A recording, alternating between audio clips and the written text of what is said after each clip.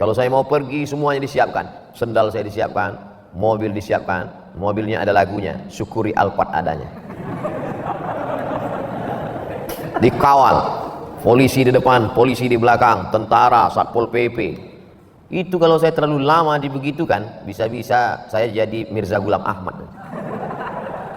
Merasa Nabi yang ke-27 nanti saya. Maka kalau saya pulang ke Pekanbaru, saya mesti mendidik diri saya sebagai Abdul Somad. Maka saya nyetir sendiri. Ngapa Ustaz nggak pakai supir? Ngapa? Saya sedang mendidik diri saya sendiri. Saya pakai masker, saya nyetir sendiri. Kena razia juga. SIM. Ini bukan kan SIM. Lupa saya kalau mobil itu SIM apa SIM C. Saya keluarkan dua-dua, marah polisi. SIM itu satu, masa SIM dua? Setelah dilihatnya nama Ustaz Somad. Saya pergi belanja ke supermarket. Supermarket saya belanja sendirian. Saya bawa itu tenteng. Sampai di pintu, kening ya kening. Dalam hati saya, kalau di tempat ceramah pasti tangan. Kening. Di depan saya ada Pak Polisi. Pak Polisi lewat aja, nggak diperiksa. Pas saya ditembaknya kening. Kalau saya turunkan ego saya akan buka masker saya dan saya katakan, Pak Polisi ini yang mengawal saya biasanya. Alhamdulillah, wassalatu wassalamu ala rasulillah wa ala alihi wa sahbihi wa man tabi'ahu wa mawalah. Insyaallah kita semua dimuliakan Allah subhanahu wa ta'ala. Amin ya rabbal alamin. Saya pernah tausiah di Polres, Polsek, Polda, tapi baru ini di Polnes. Polnes Politeknik Negeri Samarinda di Kalimantan Timur. Ini perlu saya jelaskan karena video ini nanti akan ditonton orang dari dunia sampai akhirat. Kalau tidak dijelaskan begitu dia tidak tahu posisi saya sedang berada di mana. Alhamdulillah pertemuan kita ini di tempat yang paling baik, masjid, bersama orang baik-baik. Mudah-mudahan kita senantiasa istiqomah dalam kebaikan. Polnes tidak ada bawa-bawa nama Islam. Politeknik Negeri Samarinda, tak ada bawa nama Islam. Tapi begitu kita sampai di kampusnya, lewat gerbang langsung ketemu masjid. Sementara ada kampus bawa nama Islam, pas mau sholat, mohon maaf Pak, masjid belum siap. 5.182 mahasiswa sholat di masjid sebesar ini. Bahasa Arabnya mustahil. Tak mungkin. Maka andai pun Pak Ramli STMN tidak menyebutkan tadi, tetap akan saya sampaikan ke Pak Wakil Gubernur. Dan bisa juga dipotong video ini. Saya di-share. Masya Allah, tabarakallah. Lalu kemudian kami ingin Ustaz Abdul Somad sholat subuh berjamaah di sini supaya Ustaz jadi imam. Kenapa Ustaz tidak mau maju ke depan? Ada 3 alasan. Saya sampai di Mesir 98. Ustaz Abdul Rahman 96 sudah selesai Azhar. Jadi tahunnya tahun tinggi. Yang kedua, nilai paling tinggi di Al-Azhar itu mumtaz, excellent. Di bawah itu very good, jayyid jiddan. Di bawah itu jayyid. Di bawah itu makbul, cukup. Nilai saya makbul lebih sedikit jayyid. Nilai Ustaz Abdul Rahman very good, hampir ke mumtaz. Waktu itu di Azhar sulit untuk mendapatkan nilai mumtaz dan beliau berhasil memperoleh itu, maka beruntung dan bertuahlah Polnes bisa mendapatkan beliau. Lalu kemudian alasan yang ketiga bahwa saya tidak tahu di Polnes ini pakai kunut atau tidak. Sementara saya di masjid dekat rumah saya pakai kunut. Kalau ternyata di Polnes orang tidak pakai kunut dan saya pakai kunut, saya merusak persatuan Polnes. Kenapa Ustaz tidak tanya ke Ustaz Abdul Rahman? Saya segan. Maka untuk cari selamat, saya silakan dia maju. Nah, kita tidak tabligh akbar, kita kuliah umum. Makanya nanti kalau ada yang mengatakan, apa ini buat tabligh akbar di pandemi corona? Tidak tabligh akbar, ini namanya kuliah umum. Masyarakat kalau komplain, kenapa kami tidak boleh masuk? Kami mau jumpa Ustaz Abdul Somad. Kalau mau masuk syaratnya mahasiswa. Dan pintu gerbang itu tidak akan terbuka kalau tidak pakai kartu mahasiswa. Kalau pakai KTP nggak terbuka, apalagi ATM. Jadi alasannya ada semua lengkap. Mudah-mudahan tidak ada fitnah di antara kita. Ini fitnah ini luar biasa. Judulnya adalah moderasi Islam. Terkait tentang masalah menyikapi hidup ini, maka orang di dunia ini terbagi dua. Yang pertama, nama mazhabnya mazhab hedonis. Hedon nama sifatnya, nis di ujung itu menyebutkan aliran pemikiran. Orangnya sekularis, liberalis. Nama alirannya liberalisme, sekularisme. Begitu juga dengan ini, hedonis orangnya, alirannya hedonisme. Tujuan hidupnya hanya untuk nikmat saja. Dia mau menikmati senikmat-nikmatnya. Kalau dia mabuk, semabuk-mabuknya. Maka aliran ini disebut dengan hedonis. Itu orang hedonis itu tidak mengenal Tuhan dan lain sebagainya. Lawan daripada kelompok hedonis. Hedonis ini kalau makan, orang-orang hedonis ini kalau dia makan, itu dia makan sekenyang-kenyangnya. Ayam panggang, kambing, lembu, sapi, semua lah dimakan. Sampai kalau dia sudah kenyang, dia congkel batang lehernya itu supaya keluar lagi. Habis itu makan lagi, mabuk semabuk-mabuknya. Ini kalangan hedonis. Karena bagi mereka hidup ini untuk menikmati hidup saja. Hedon, enjoy aja. Lawan dari kelompok hedonis ini yang bertolak belakang dengan hedonis, itu yang disebut dengan kelompok asketis. Orangnya namanya asketis. Alirannya asketisme. Orang asketis tidak mau sama sekali menikmati dunia. Mereka tidak mau makan. Maka mereka sampai kurus kering, berpuasa tak makan-makan. Dan jamaah menganggap saya aliran asketis itu. Karena ditengoknya saya kurus. Saya tidak aliran asketis, saya makan. Bahkan kalau saya undangan di rumah pejabat atau di rumah tokoh masyarakat, pas makan, saya ambil nasi saya sedikit, semua orang yang di belakang saya ikut dengan saya sedikit. Dia tidak tahu padahal itu makan saya yang ketiga. Karena setiap jadwal ceramah saya makan. Ustaz makannya dikit ya, kata. Enggak, saya bukan makan dikit, saya dikit-dikit makan. Asal ceramah makan asal. Jadi memang saya kurus bukan karena saya asketis, memang udah takdir saya begini. Ada dokter di Batam ngasih tahu saya, Ustadz mesti naikkan berat badan. Gimana caranya dok? Minum susu kental manis 1 hari 3 kali. Saya minum, pagi minum susu, siang minum susu, malam. Sebulan saya bertimbang nggak naik-naik. Saya tanya, Pak dokter, katanya minum susu kental manis timbangan naik, saya sudah sebulan. Berarti memang udah takdir Allah Pak Ustaz. Aliran asketis ini tidak mau menikmati hidup. Orang asketis tidak mau makan enak, maka dia terus. Orang asketis tidak mau menikah, karena dia anggap istri dan anak itu hanya akan melalaikan dia dari Tuhan. Orang asketis tidak mau pakai pakaian yang terbuat dari kapas, karena kalau dia pakai pakaian dari kapas, dia berkeringat, terasa dingin, nyaman. Kalau dia nyaman, dia lupa sama Tuhan. Maka mereka buat pakaiannya dari bulu kambing. Bulu kambing yang dibuat menjadi benang, benang itu dijadikan kain, tapi bukan dari kapas. Kita ini kapas, bahasa Arabnya cotton. Orang barat menyebutnya katan. Orang kita susah menyebut cotton dengan katan apa? Katun. Kain katun. Sedangkan mereka membuat dari bulu kambing. Kain yang dibuat dari bulu kambing itu kalau dipakai, makin panas, makin berkeringat, makin gatal, makin risih, makin gak enak, makin gak nyaman. Semakin tidak nyaman, semakin ingat pada Tuhan. Aliran ini namanya asketis. Di mana Islam? Islam berada di tengah.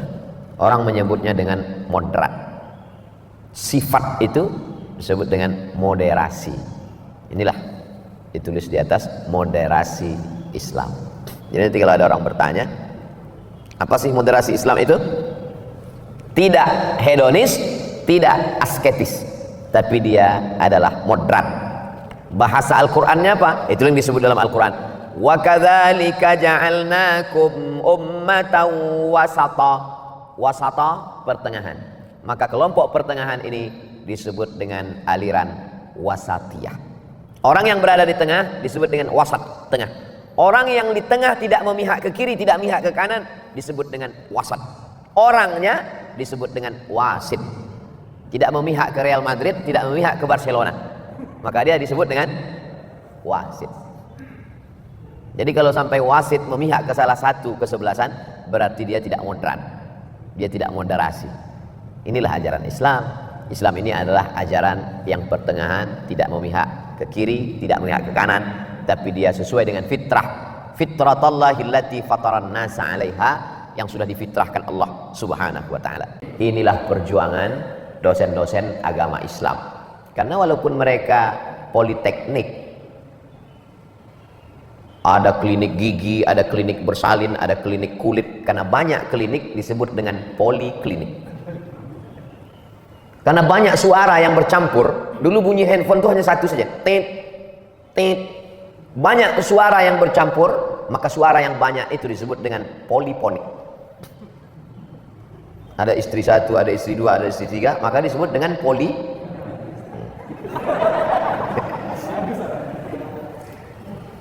Karena dia banyak teknik di sana, berbagai macam, maka disebut dengan politeknik. Tapi mereka tetap ada pelajaran agama Islam 2-3 SKS.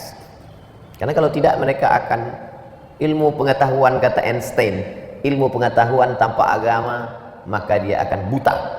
Agama tanpa ilmu pengetahuan, maka dia akan lumpuh. Umat Islam hari ini buta dan lumpuh. Karena agama hanya sebatas 3 saja. Lahirnya akikah, nikahnya walimah, matinya takziah.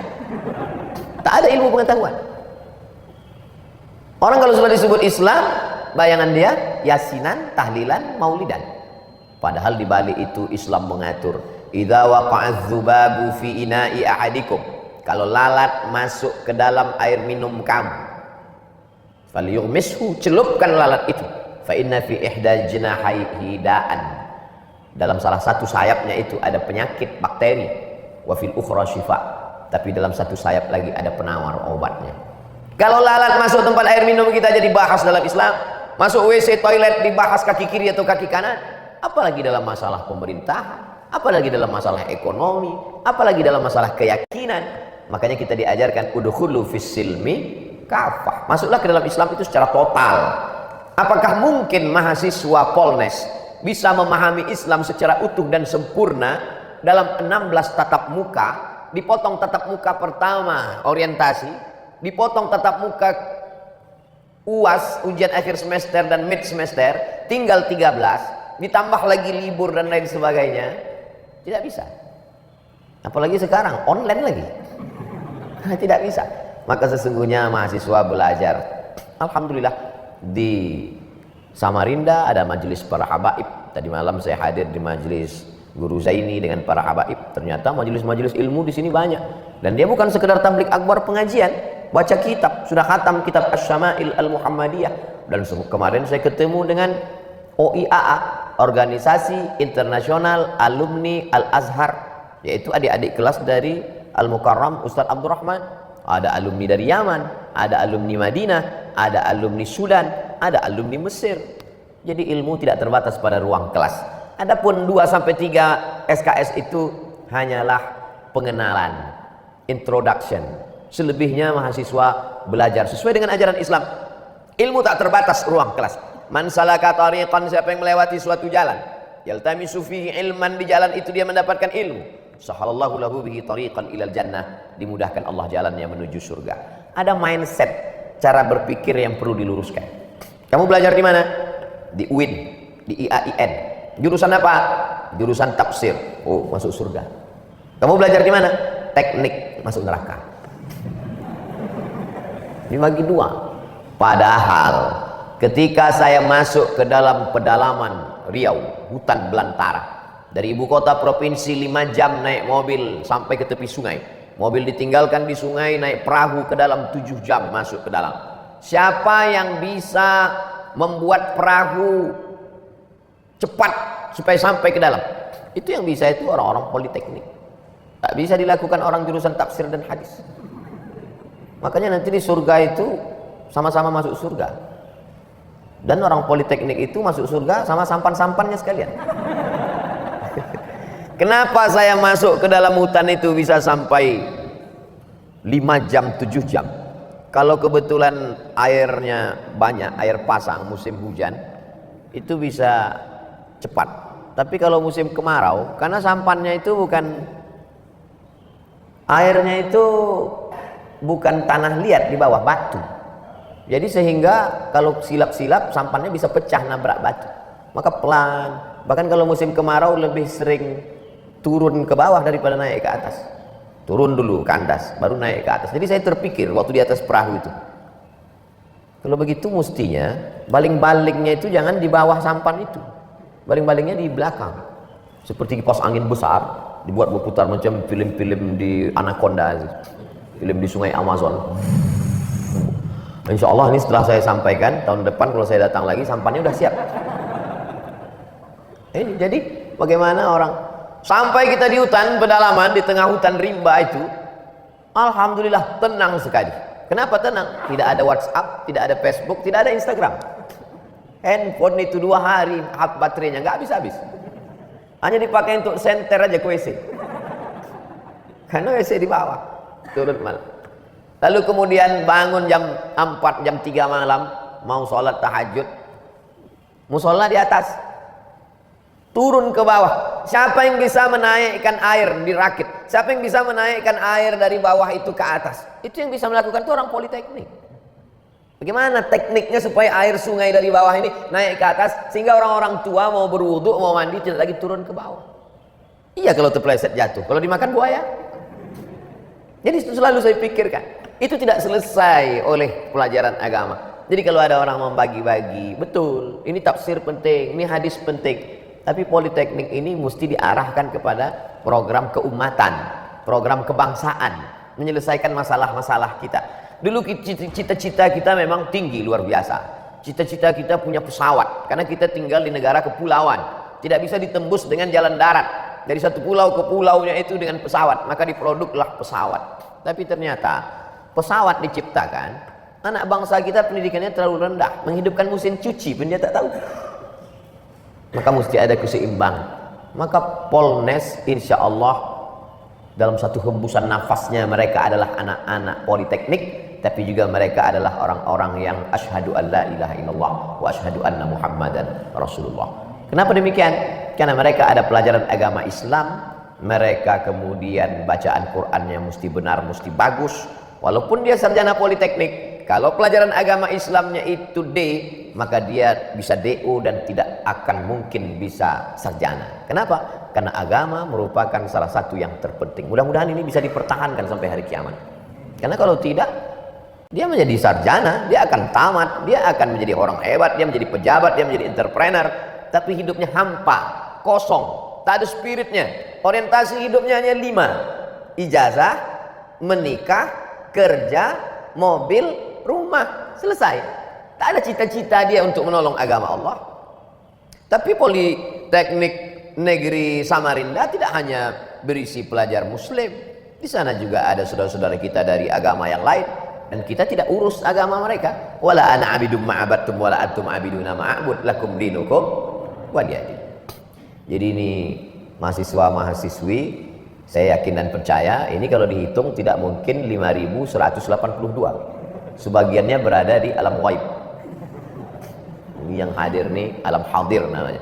Kita kalau pembacaan absen, fulan hadir, fulan hadir, fulan ghaib.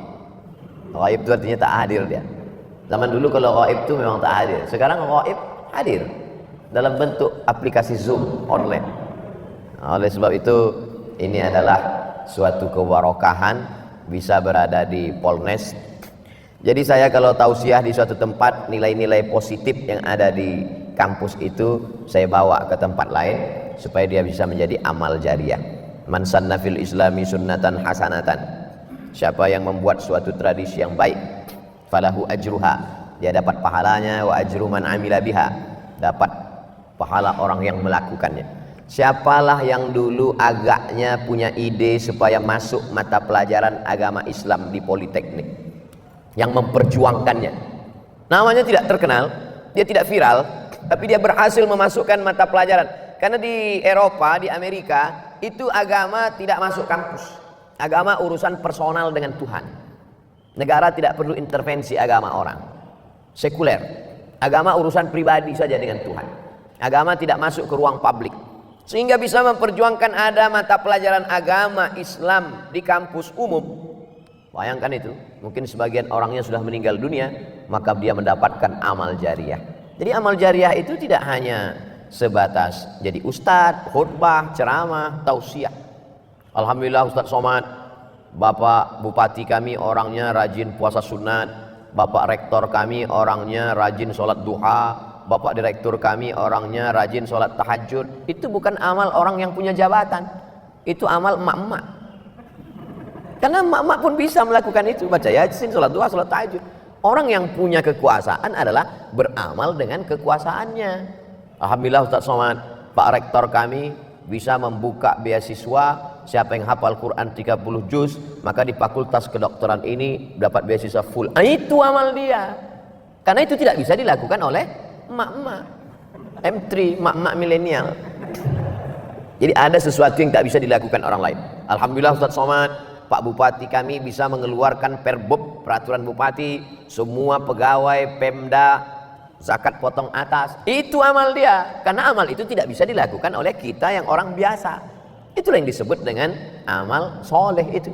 Banyak orang salah berpikir. Kalau sudah salah berpikir, salah bertindak, salah berbuat. Dia bagi ini dua. Ini urusan agama, ini urusan dunia. Ini urusan akhirat, ini urusan Tuhan, ini urusan manusia. Padahal kita hidup ini wa ma khalaqatul jinna wal insa illa liya'budun, untuk beribadah. Hanya saja mencikapi ibadah ini manusia ini memang punya kecenderungan yang luar biasa. Yang satu ini nggak mau makan sama sekali. Asumu, saya puasa terus, wala uftir, tidak mau makan. Yang satu lagi mengatakan aqumu, saya tahajud terus, wala arqud, tidak mau tidur. Yang satu mengatakan wa ana a'tazilun nisa, saya menjauhi perempuan. Nabi mendengar itu bukan senang. Padahal amal orang tiga ini baik sekali. Puasa terus. Saya kalau ada teman saya puasa terus, senang sekali saya. Pertama, kita nggak perlu bayarin dia. Itu jelas kan? Kalau ada orang yang nggak mau tidur tahajud terus, menurut logika akal kita bagus.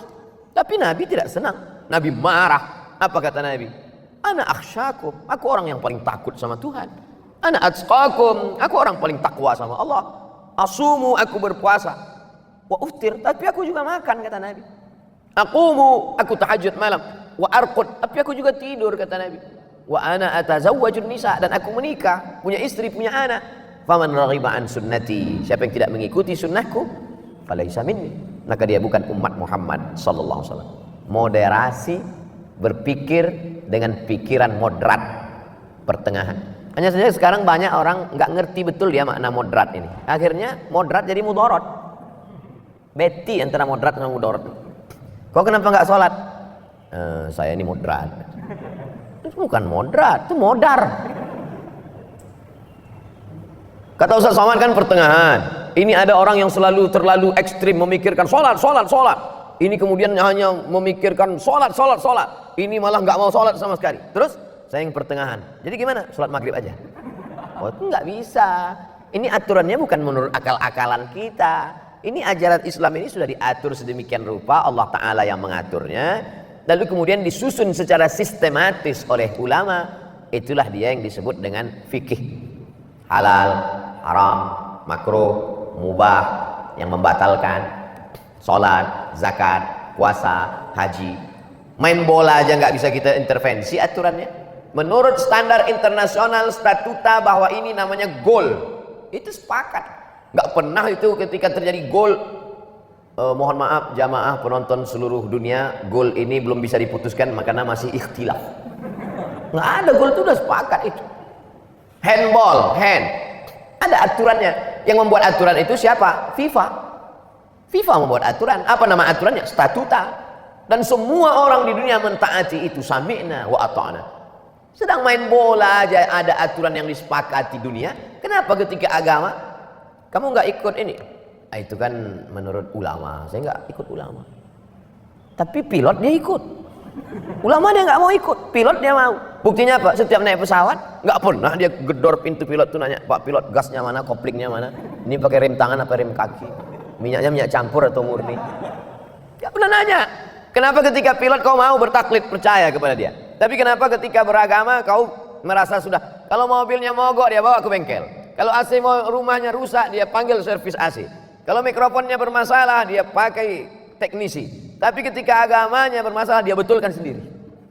Ini orang bermasalah. Kalau bahasa kampung kami, something wrong. Ini perlu diluruskan kepalanya. Jadi kemarin saya dapat video di YouTube,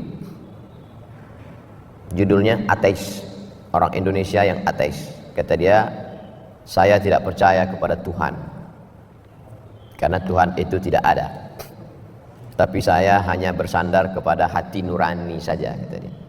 Videonya 1 menit cuman, saya tonton pelan.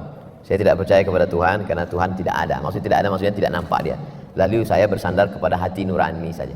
Hati nurani itu nampak enggak? Tuhan tak nampak, dia tak percaya. Hati nurani tak nampak, dia percaya. Inilah goblok yang dipelihara. Tunjukkan saya mana hati nurani itu.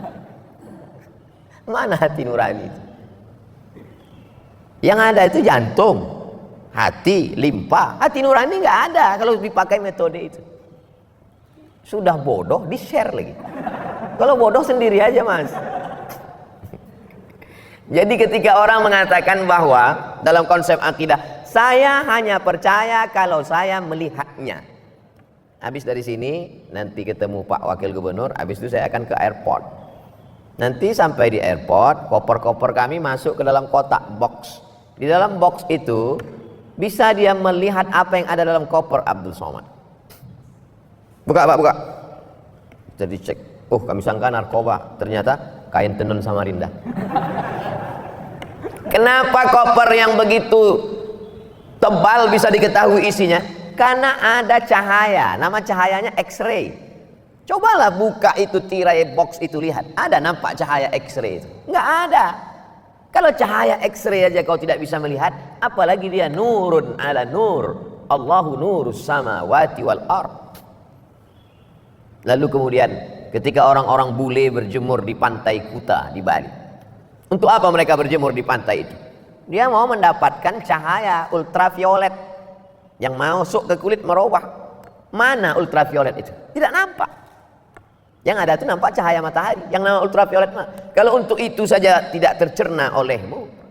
Jadi kalau ada orang, saya baru percaya kalau saya kelihatan. Kalau tidak kelihatan, nampak, maka saya tak percaya. Kata Covid, lalu kau tak beriman kepada aku, kata Covid. Untuk memikirkan makhluk Allah saja. Jangankan cahaya X-ray, jangankan ultraviolet, jangankan Covid, untuk melihat wajahmu sendiri pun kau tak bisa. Kapan manusia bisa melihat wajahnya sendiri?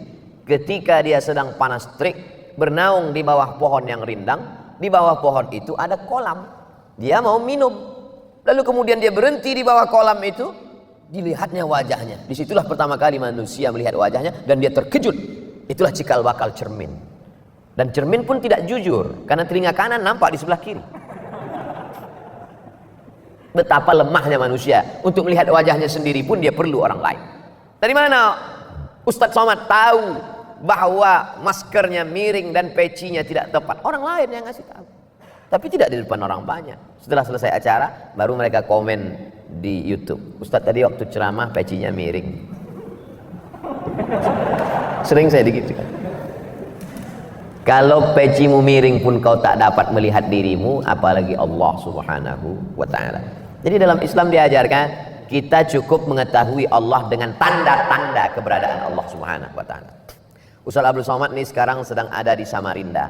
Dari mana kau tahu Ustaz Somad di Samarinda? Banyak baleho-baleho. Dari mana kau tahu Ustaz Somad di Samarinda? Banyak polisi dan tentara turun di jalan. Dari mana kau tahu Ustaz Somad di Samarinda? Streaming-streamingnya. Itulah Allah.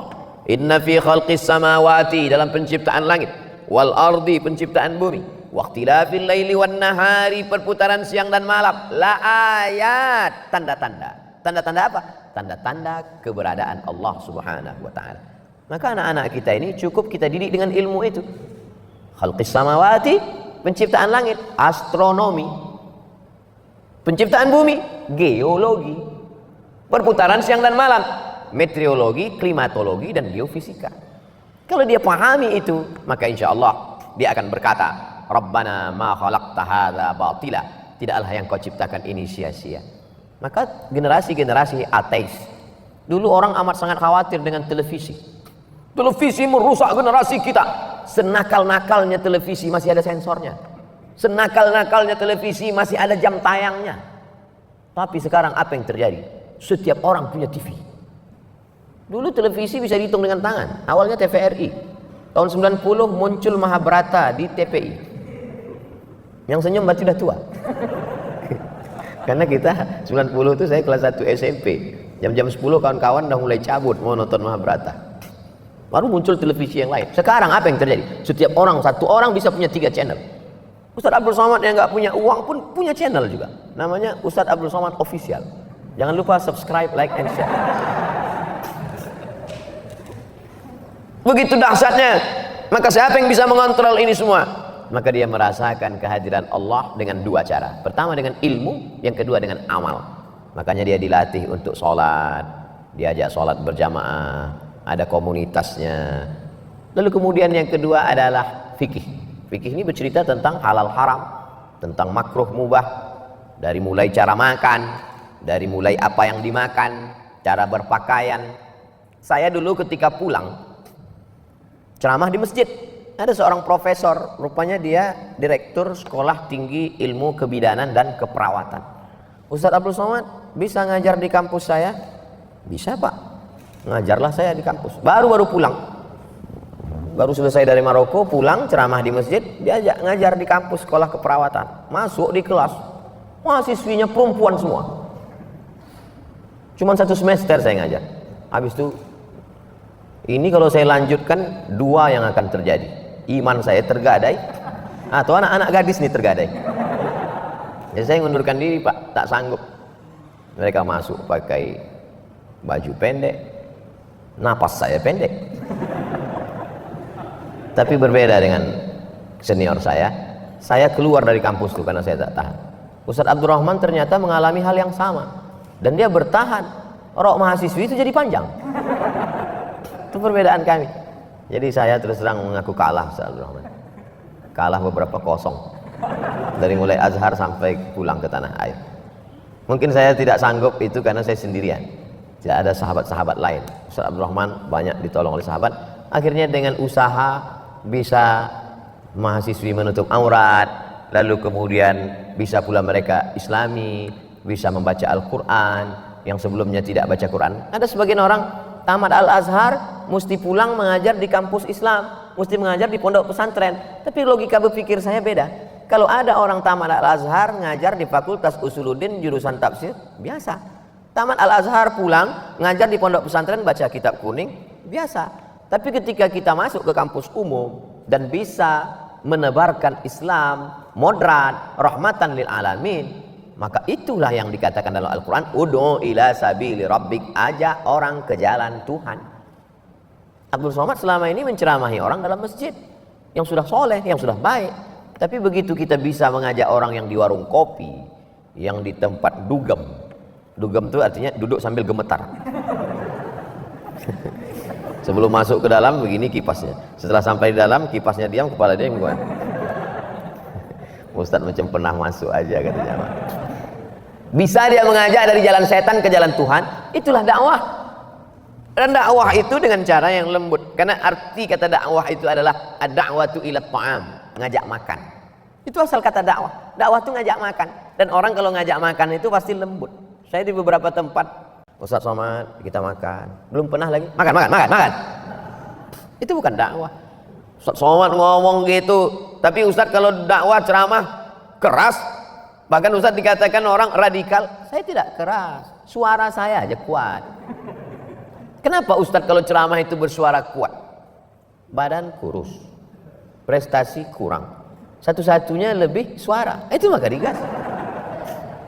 Ustadz lain mungkin pesantrennya besar, prestasinya besar, badannya besar. Saya suara itu cuma yang besar, itulah saya gas habis-habisan. Saudara yang dimuliakan Allah Subhanahu wa taala. Pertama, akidahnya mesti benar. Yang kedua, ibadahnya.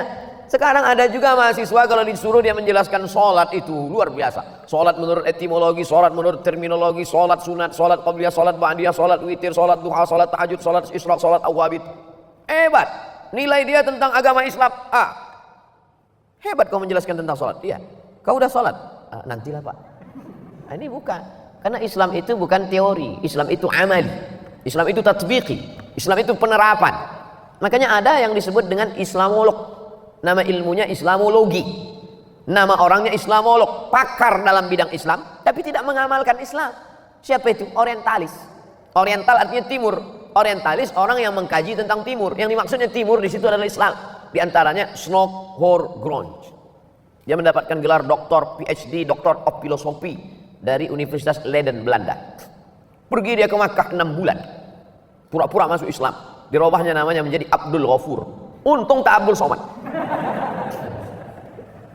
Sampai di Makkah dia menemui Imam Masjidil Haram yang kebetulan waktu itu orang Indonesia, namanya Syekh Ahmad Khatib Al-Minkabawi.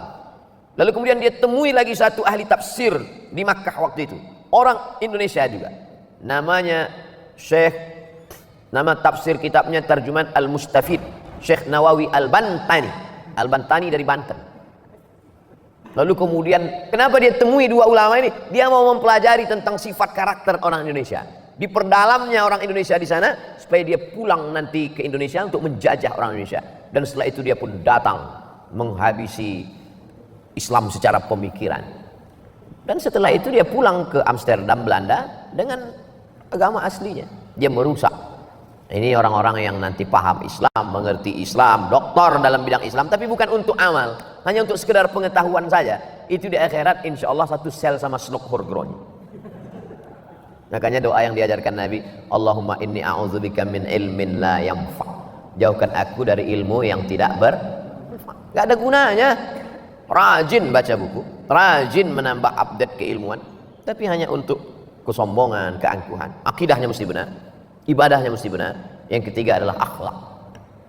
Saya terus terang hari ini merasa tidak berakhlak. Duduk di atas senior saya di bawah, duduk di atas Pak Direktur di bawah. Tapi saya pikir-pikir juga, kapan lagi saya bisa begini? Mohon maaf, tak ada, tidak sama sekali. Saya duduk di sini biar supaya kamera itu nampak saya lebih berwibawa. Tapi kalau saya terlalu lama begini, bisa-bisa jadi Fir'aun nanti saya. Saya ceramah di Medan, Sumatera Utara, diletakkan di hotel megah, mewah, cantik, indah, buka jendela langsung nampak lapangan Merdeka. Saya ceramah di Bandung, di hotel megah, mewah, cantik, ceramah di stadion 100.000 orang, Bandung Lautan Api. Saya ceramah di Makassar, di hotel megah, tinggi, menjulang, buka jendela langsung nampak pantai Losari. Kalau saya mau pergi semuanya disiapkan, sendal saya disiapkan, mobil disiapkan, mobilnya ada lagunya, syukuri Alphard adanya. Dikawal, polisi di depan, polisi di belakang, tentara, Satpol PP. Itu kalau saya terlalu lama dibegitukan, bisa-bisa saya jadi Mirza Ghulam Ahmad. Merasa Nabi yang ke-27 nanti saya. Maka kalau saya pulang ke Pekanbaru, saya mesti mendidik diri saya sebagai Abdul Somad. Maka saya nyetir sendiri. Ngapa Ustaz nggak pakai supir? Ngapa? Saya sedang mendidik diri saya sendiri. Saya pakai masker, saya nyetir sendiri, kena razia juga. Mana SIM? Ini bukan kan SIM. Lupa saya kalau mobil itu SIM apa, SIM C. Saya keluarkan dua-dua, marah polisi. SIM itu satu, masa SIM dua? Setelah dilihatnya nama saya, Ustaz Somad. Saya pergi belanja ke supermarket. Supermarket saya belanja sendirian, saya bawa itu tenteng. Sampai di pintu, kening ya kening. Dalam hati saya, kalau di tempat ceramah pasti tangan. Kening, tembak. Di depan saya ada Pak Polisi. Pak Polisi lewat aja, nggak diperiksa. Pas saya ditembaknya kening. Kalau saya turunkan ego saya akan buka masker saya dan saya katakan, Pak Polisi ini yang mengawal saya biasanya. Tapi saat itu kita sedang meluluh lantakkan keegoan, keangkuhan kita. PSBB Kota Pekanbaru, tutup sisi-sisi jalan. Saya pulang malam jam 11 bawa kendaraan. Rumah sedikit lagi, tapi jalan itu ditutup. Putar sana Pak, putar. Kalau saya turunkan ego saya akan buka. Ini somat nih. Saya pergi ke bank untuk satu urusan, ikut saya ngantri nomor antrian. Kita PSBB, tolong jaga jarak. Ini kursi-kursi yang dikasih kari jangan duduk ya Pak. Bapak keluar Pak, keluar. Saya tidak di luar, duduk saya ngantri sampai akhir ke depan. Sudah di depan.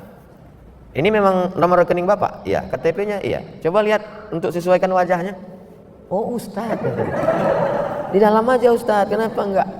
Karena kalau kita tidak rasakan itu, kita akan menjadi Fir'aun ke-12, mengikis keangkuhan, keegoan. Siapa yang mengajarkan Ustadz begitu? Guru-guru kami di Al-Azhar. Ada seorang ulama besar yang dihormati dan dimuliakan, Syekhul Mufassirin. Dimanapun dia dimuliakan. Bagaimana dia menghinakan? Pergi dia ke masjid yang WC-nya paling kotor, di situ dia tutup kunci, dia ambilnya bros, dia bersihkan. Disinilah tempatmu wahai hamba Allah yang hina. Mungkin amalmu yang lain sudah kena ria, tapi amalmu inilah yang akan menyelamatkan engkau dari neraka jahanam. Orang sekarang berbuat begitu, ada juga yang buat gitu, tapi kameranya hidup streaming. Hai guys, mari kita kikis keangkuhan kita. Kita udah dirusak semua. 3 mesti baik, akidahnya baik, amalnya baik, akhlaknya baik. Baik akidahnya, amalnya baik, tapi akhlak tak baik. Allah Ta'ala mengutus Nabi Muhammad SAW, innama bu'istu liutammima makarimal akhlak. Sekarang ada orang yang latah menyamakan akhlak dengan etika. Marilah kita beretika. Etika bukan akhlak. Etika itu adalah kesepakatan sekelompok manusia. Manusia yang membuat. Contohnya mana? Etika di pesawat terbang.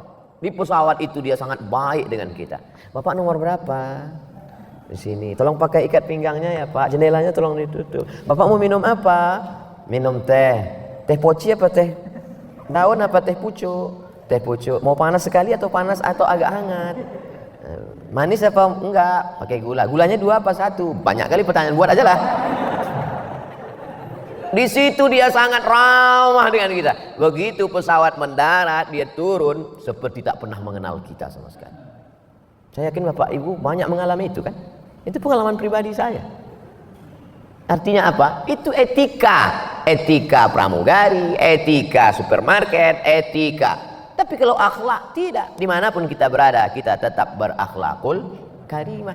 Mahasiswa-mahasiswa yang berakhlak inilah yang kita perlukan ke depan. Makanya dalam Islam diajarkan idza ja'akum man tardawna dinahu wa khuluquhu.